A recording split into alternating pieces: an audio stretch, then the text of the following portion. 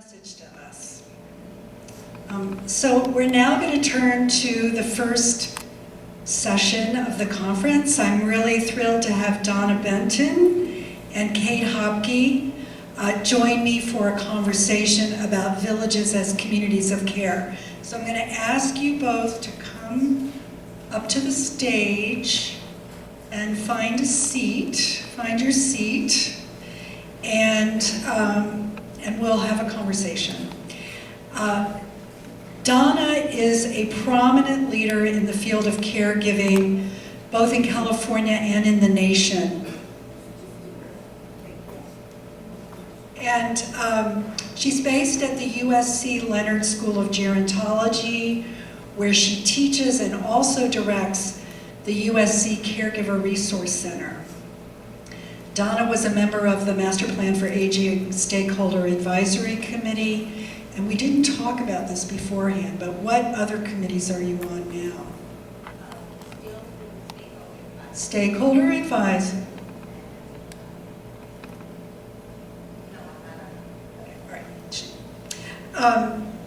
You may remember that Donna spoke with us a few years ago during a workshop that we held on caregiving. So she's back today, and I don't think she likes this, but I call her a giant in the field, and she's a mentor and a colleague. Kate is the executive director of San Francisco Village and a co-founder of Village Movement California. She continues as our board chair. Kate has been building community for over 40 years. She got her start creating mothers clubs for new moms. I think part of that was to address their isolation and loneliness 40 years ago, ahead of the curve. And mothers clubs continue to thrive, and they've supported over 1 million mothers, right? Good. She's my partner and my inspiration in this work of uplifting the village model in California. So we're going to switch mics, and I'm going to go sit down, and we're going to talk together.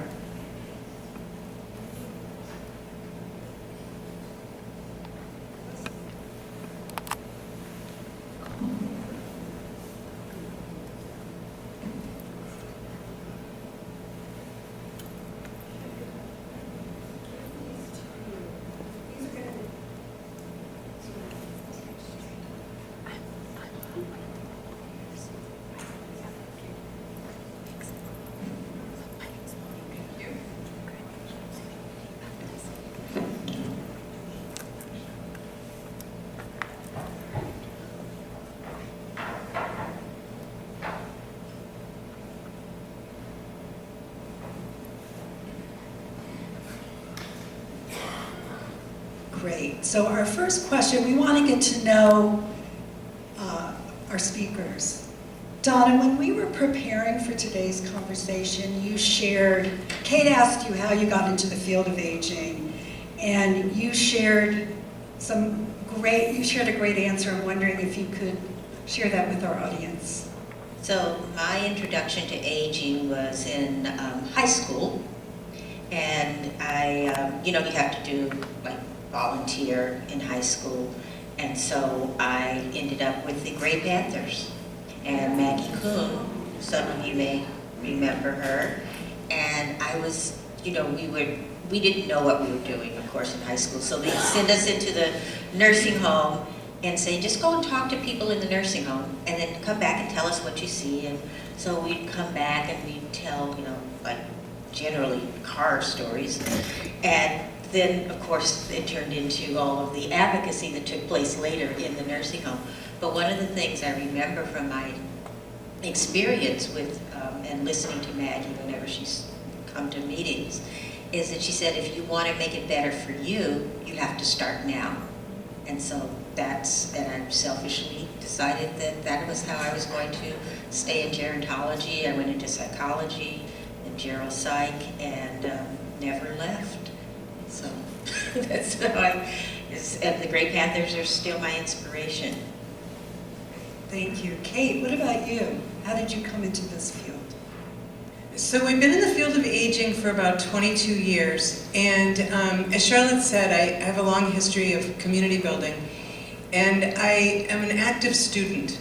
I'm 68 years old. I've been basically studying human development and human potential since my late 20s when I first became a mom.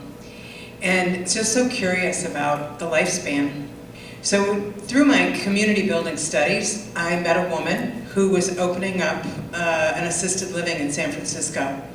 And she said to me something like, we call these places communities, but we really don't know what that means. And so she asked me to come on board and do some consulting for a short, like 6 weeks or something. And then I was hooked. I was totally in love with older people and with the opportunity to actually build structure, which is what I did with Mothers Clubs. You know, this intentionality around community. Like, a lot of us long for it, and we expect it to be there, but it's not. And so I believe that we have to be intentional about it. We have to, there's certain behaviors, there's certain things that we can do to actually create the kind of caring community that we long for. So I got pulled in, and then I've been in the field now I've been at San Francisco Village for 11 and a half years. And when I was invited to, thank you. I'll just say that when I was invited to be considered for this job at San Francisco Village, I said to my 2 adult daughters, I'm going to change jobs, I'm going to go to something called San Francisco Village. And they were like, what is that? And I said, well, it's like a mother's club for old people. And they said, well, that's great. What do the play groups look like? So We do a lot of playing at San Francisco Village. And I always remember, like, when I started teaching case management, Village was the model that I would discuss and have students always do a report on the villages. Good. Well, I want to set the stage for today's conversation. Kim has done a part of it, but I wanted to again reference Dr. Vivek Murthy, who just came out with his advisory on social isolation and loneliness. And we do have a larger social ethos where people are very disconnected from each other and they aren't seen and they're not cared for. We're in the midst of a caregiving crisis. What I've learned in my 5 years in this field is that the caregiving system is completely dependent on family caregivers who are not compensated for their work. And so here in California, we have over 1 million caregivers. How many? 3.4 million family caregivers, and they're offering billions of dollars worth of care without any compensation. There are gaping inequalities between communities, BIPOC communities, social economically different communities, LGBT community, and we're learning that middle-income people, okay, so I consider myself that, who might make up to $100,000 a year individually, aren't going to have adequate money for health care and housing. So we're facing a major challenge. And then in California, we have many what we call solo agers, people who are aging alone, and many people who don't have family anywhere near them. So that's a lot to hold, that's a lot to unpack. And there is a role for villages in this scenario. And we want to claim it. Kate likes to say stake a claim. We want to stake a claim. And we want to together kind of create our path into solving some of these major problems, issues that we're going to be facing. We already are facing. So my first question, or second question, I want to start with you, Kate. You have a very large vision of care. I count on you for your big picture. It's one that includes caregiving, but it's more expansive. And it includes the ways in which we in our villages care for one another. So I'd love for you to just share some of your thoughts about care. yeah, thank you, Charlotte. Joe said something about the village movement being an aspirational model. I think that's absolutely true because it's full of human beings and because our potential, our future potential is unknown to us. And so constantly that's evolving. But I take certain basic premises to be true. And one of those is a framework that was developed by Dr. Carol Gilligan back in the 1980s. I don't know how many of you are familiar with Dr. Gilligan, but she came to Harvard as a developmental psychologist in the 80s, and she was interested in studying moral development of women and girls. And she was horrified to find out that none of the research had been done on females. And so she set out to do it. And that resulted in her first book, was called In a Different Voice, about how women view the world and how women make decisions. And this has always, in Dr. Gilligan's view, been premised on the fact that what she calls an ethic of care. An ethic of care that is rooted in relationship. And I want to read this because I think it's so important. Dr. Gilligan says, the ethic of care starts from the premise that as humans, we are inherently relational, responsive beings, and the human condition is one of connectedness or interdependence. And you can find this validated in all kinds of science, all kinds of social science. And also what she takes it further, what she means by this, is that within an ethic of care, everyone has a voice. Everyone is deserving of respect. Everyone is deserving of being paid attention to. It sounds simple, doesn't it? It's not. It's intentional. And when she talks about being paid attention to, she's talking about listening. Deep listening and responding, responsiveness.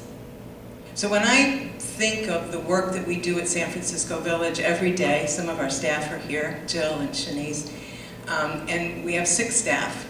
We have 515 members, and we have 6 staff. That's extraordinary. Somebody said talking about leveraging resources. Yeah, I think it's incredible what's possible. But this is what we do. We pay attention to people. We listen to them. We invite them to share what's going on in their lives. And then we respond in so many different ways. So from that framework, we've built a culture of care at San Francisco Village, and I would say that most of you could claim the same thing.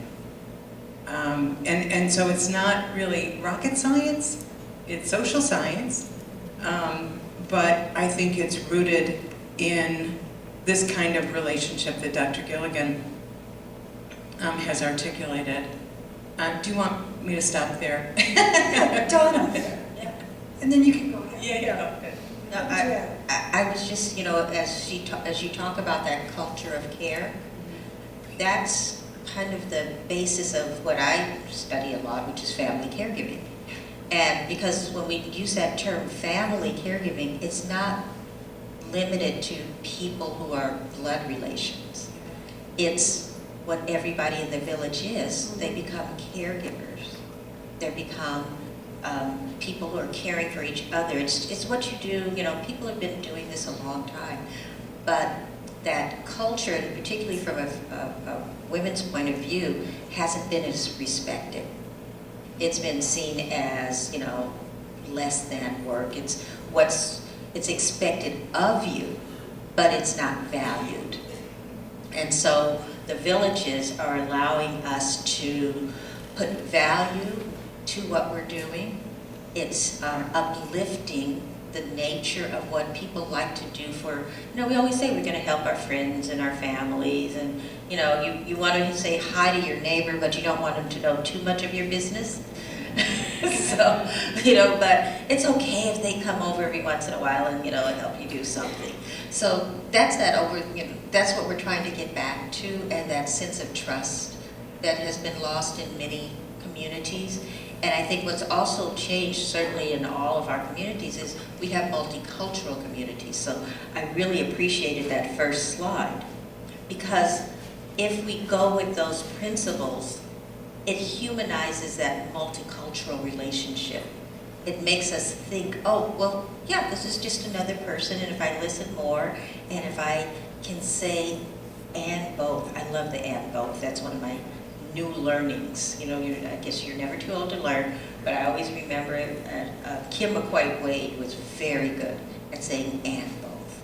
So this culture of care, that to me, that's that broad caregiving. So that number when we say, are you a caregiver? I would add everybody in the village is part of that number.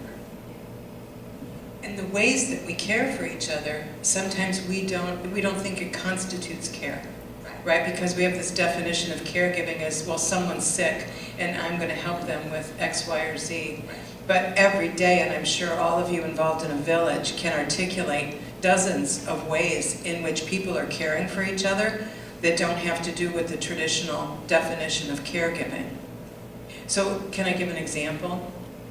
So we have a lot of members, but we have a lot of groups. We call them circles.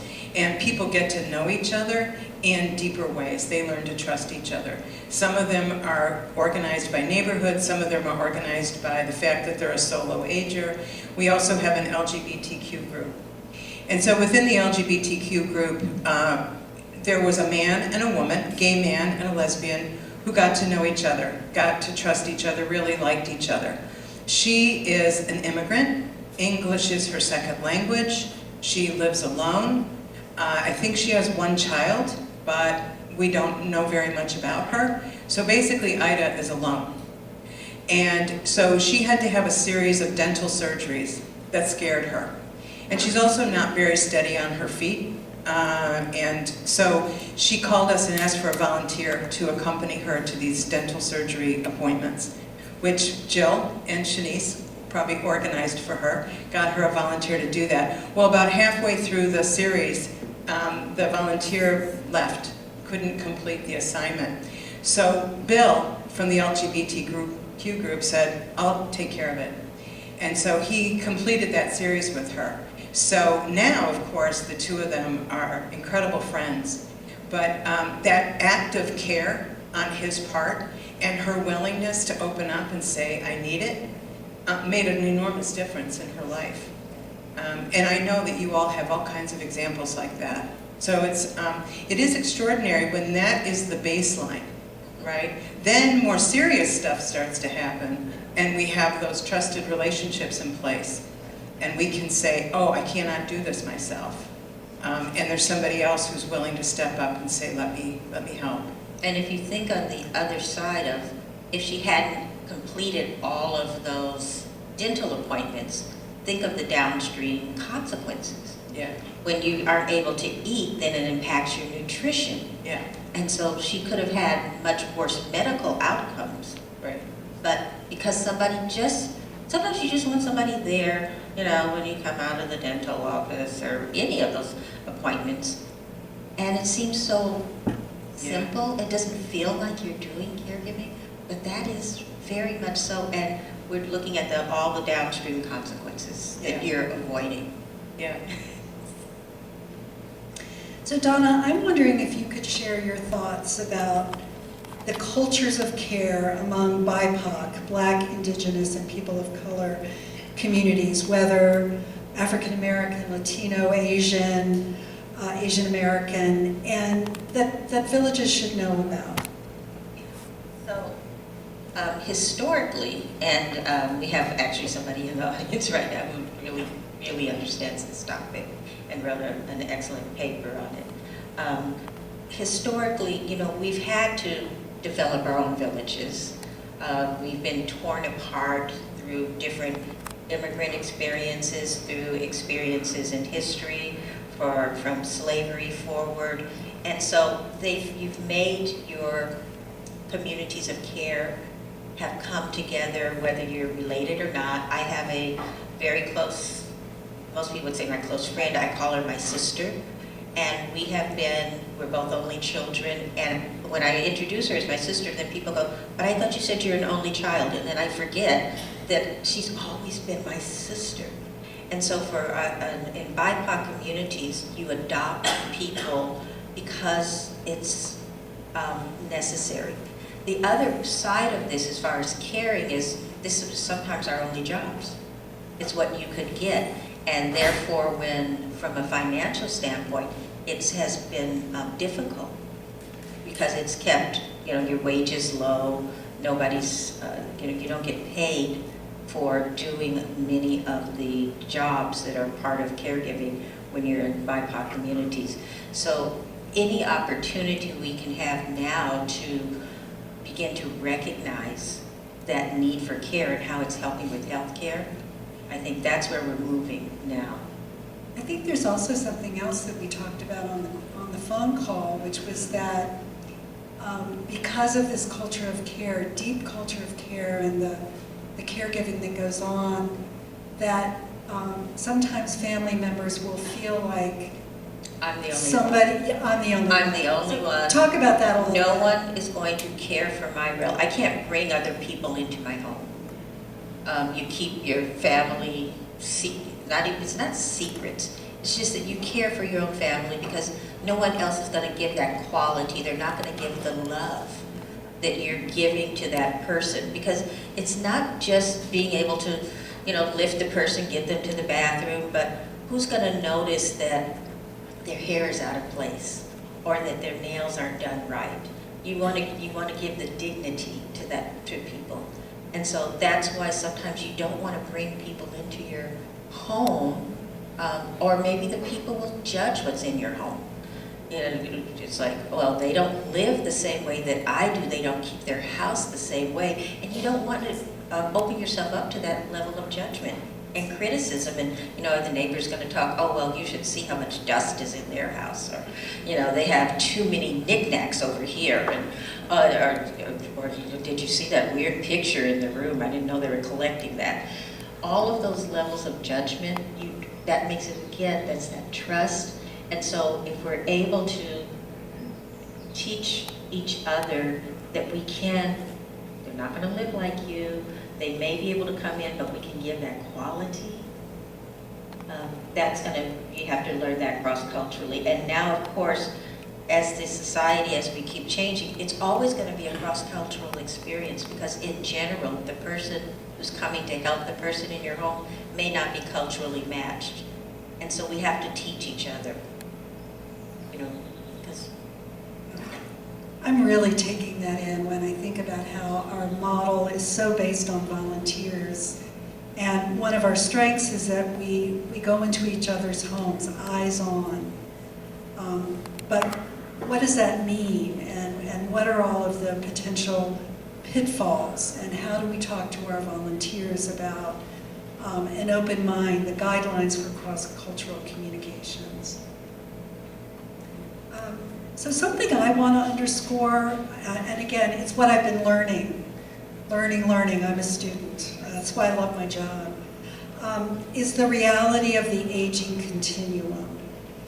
That we meaning we go through many transitions as we age. Physical, medical, emotional, material. And one of the things we say about villages is that we help people to navigate the transitions of aging and to do so in community. Our friends in the disability world, and I'm so happy that I have friends in the disability world, and that this work with Village Movement California has brought me close to that world as the Master Plan for Aging and Disability has formed. But I hear my friends and colleagues in the disability world talk about how we are aging into disability. We are aging into disability. And some of those most common disabilities, functional disabilities that make our lives hard, mobility, cognition, hearing, and sight.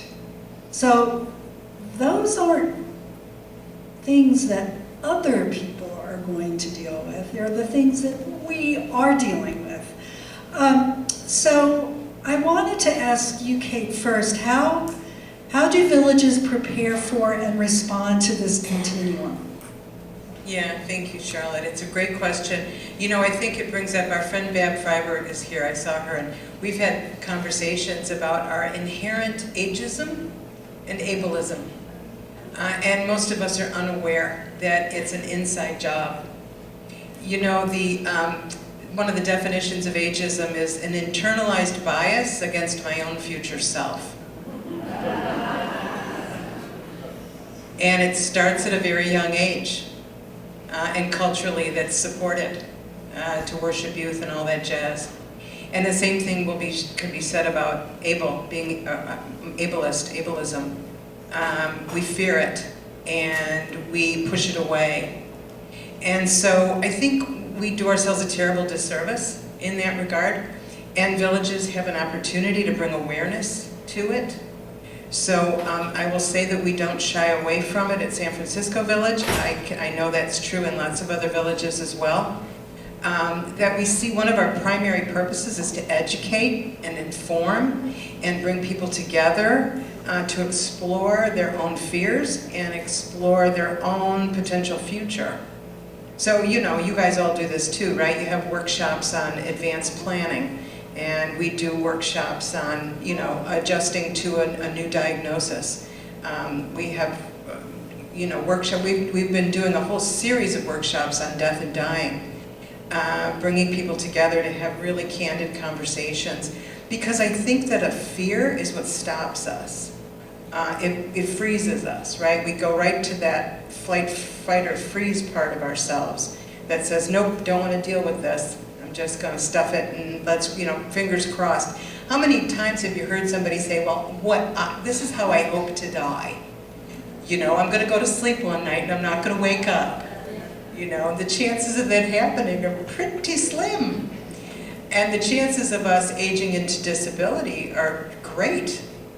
And we have all kinds of data to support that. So I think it's really important that, especially when you think about an ethos of care, where you've created an environment where people feel like it's okay to have these conversations. So I think that's one of the most important things that we do. I would add to that is where the villages can really help is begin to think of policies around universal design. One of the things from the disability community that I always appreciate, and that we all appreciate, is how many of us advocated for curb cuts. Nobody here, right? No. That was, you know, but how many of us use those curb cuts? Right? Every time you want to, like I had to roll that suitcase over here, I looked for the curb cut to get over, so I didn't have to lift it over the curb. You ride your bike, you walk, sometimes you don't feel like lifting your foot up the curb. That did not come, that came out of the disability community, but we all benefit from it.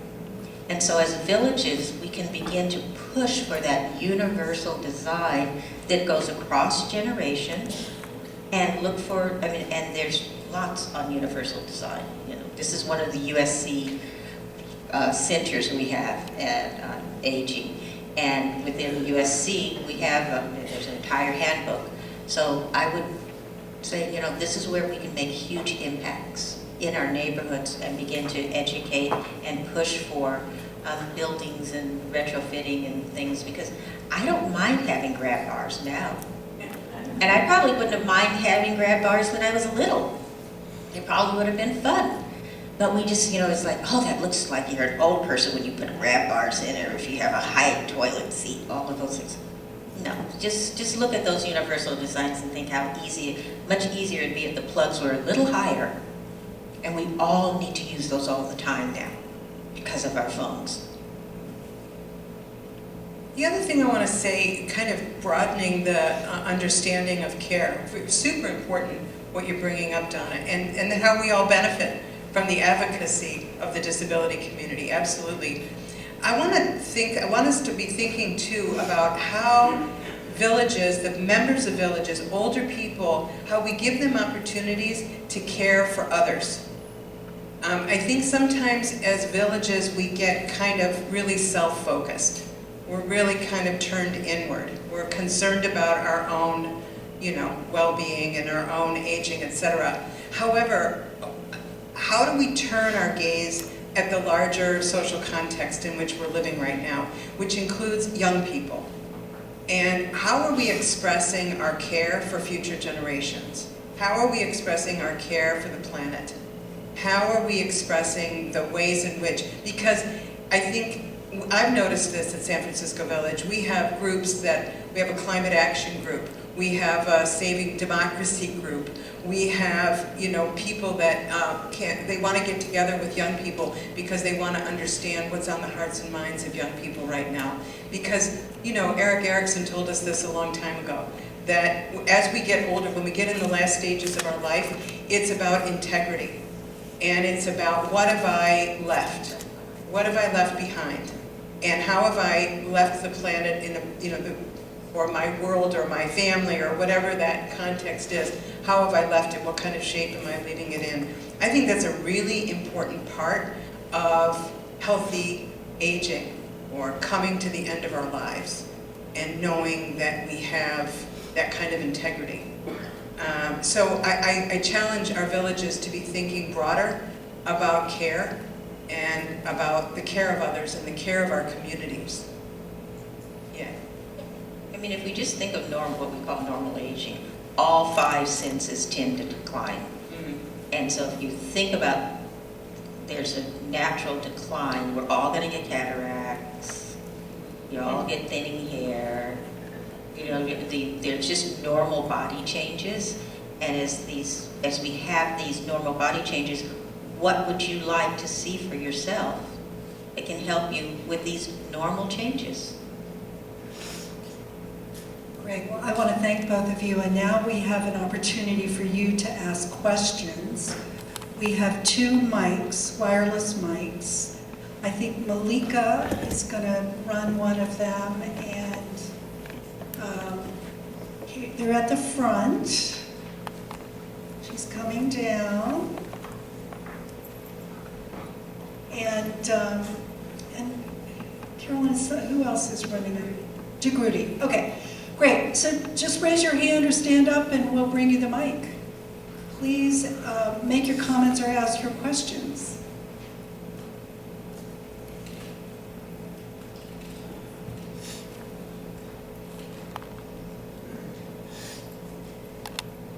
Thank you so much. My question is, we talked a little bit about family caregivers, but how can we support those who are in the trenches and doing this hard work for their loved ones? What is the future of respite care? How can villages partner with other organizations like the USC Caregiver Support to provide more respite, trained, trustworthy people to come into the homes to give these caregivers a break? You said 2 words, trained and trusted. And being able to have maybe within your neighborhoods, holding the workshops that help educate and train the potential caregivers that are going in for respite, so that they understand that it's not just the body mechanics that they have to learn, but it's the heart, and learning someone's story so that they can come in and maybe be able to have the right questions to start those conversations and the stories that then help them communicate better with the person that they're, what we call the care receiver, so that the caregiver can see that you're taking a personal interest in their relative. You don't have to become part of the family and all of that, but you have to have a heart. And you have to have respect. And so I think if we have those workshops in the villages, that's a good way where you can start. So I think education is there. Being able to come in for a few hours. One of the things that's difficult for respite is when you have to pay for respite, there's a 4-hour minimum. But sometimes helping the caregiver understand that respite doesn't, for them, 30 minutes of being able to just go and sit in the bathroom uninterrupted is a life changer. It can be when we had retreats, I always remember this gentleman at the end of 3 days, he said, I know this is crude, but this is the first time I was able to go to the bathroom without being interrupted. And that had made me happy over the 3 days. That's what his takeaway was for his respite. So that's why I realized the importance of that. And others nodded, so I knew he wasn't the only one. It was, being able to eat or not eat, being able just to go out and walk, not having to do the errands, not having to go during the time somebody's there, I have to do all my grocery shopping and that, but just being able to just sit and talk, not think, not do something. So I don't know if that helps for your question, but training and providing that opportunity. Collaborate with, there's a Caregiver Resource Center in your neighborhood, because it's statewide, so it's not just in Los Angeles. Collaborate with them to bring those education classes to your village.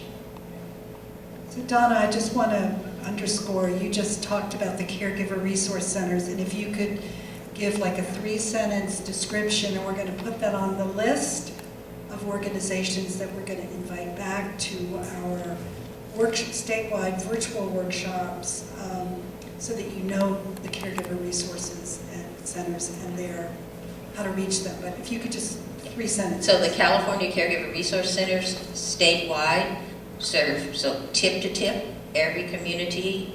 The eligibility is not income dependent. This is your tax dollars at work. It was designed for middle income. It's comprehensive, so it starts with a conversation and then an individualized plan for the person. And you do the only criteria is that the person who is receiving care needs to have, well, actually it's even opened up from there, generally some type of dementia. But that could be even if you're kind of like, as we always stretch and say, so did they forget something yesterday? Okay, so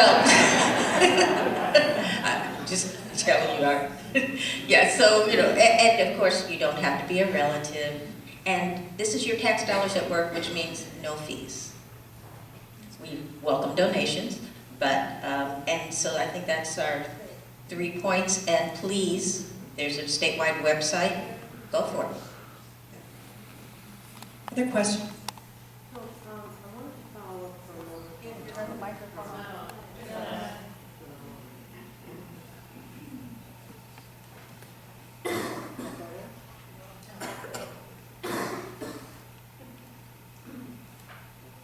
Thank you very much. Okay, so I wanted to follow up a little bit on Donna's discussion just now about no fees. So what happens to the people who really just don't have financial resources? Is this something the Area Agency on Aging or the state is going to put forth funding to be able to pay people to be caregivers?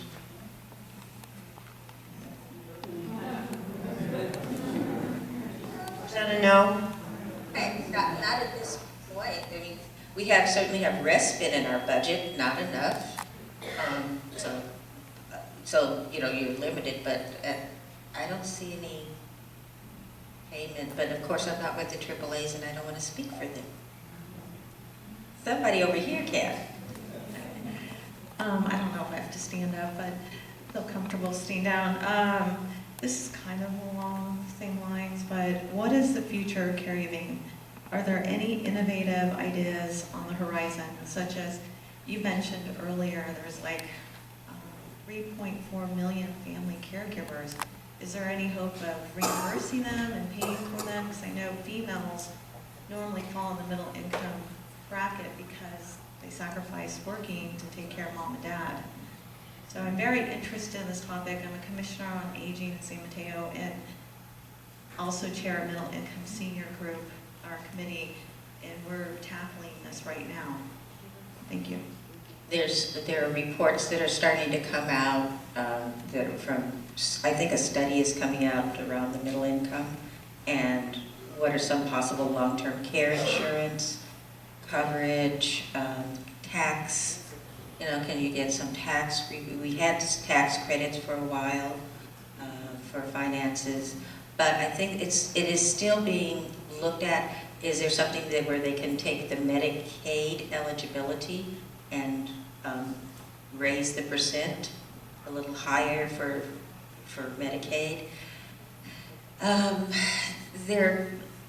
this is kind of where people are looking right now, but it's usually around tax dollars. Of course, within those for working caregivers, looking at businesses and seeing, how for a while they were helping with child care. Can they now emphasize more on senior care and elder care within businesses? Because many caregivers, about 60%, are also in the job market. So maybe employers, and encouraging employers to help out with some of the expenses, because financially we have a lot. Right, and so I am also aware that there are a lot of policy solutions that are being looked at, and we could learn about these together. This goes back to what you were saying about the curb cuts and the Gray Panthers. This is an area where we as a movement could contribute to policy formation at the state level. I think some other ideas that are being floated are looking at family medical leave and making that more available, making that available to friends. So your Three bills. Go for it. So there are 3 bills. You can all make calls to the governor in support of the 3 bills: paid family leave, caregiver discrimination, and paid sick days, that just passed through both houses. Will be on the governor's desk. So if you are not, I'm sure you'll even send out messages, but it's going to be a phone call to say we want those 3 policies to go forward. And those are like expansion to 7 days. 7 days of sick leave a year? Most people had 0. The majority of workers had no paid sick days. But now maybe from 3 to 7, you can expand the definition of who is a caregiver. So now it can be by choice, which is wonderful, because that's generally how we choose our families. Sometimes we wanted more choice than we had. Sorry, that's a personal problem. Yeah. Other questions? Carlene?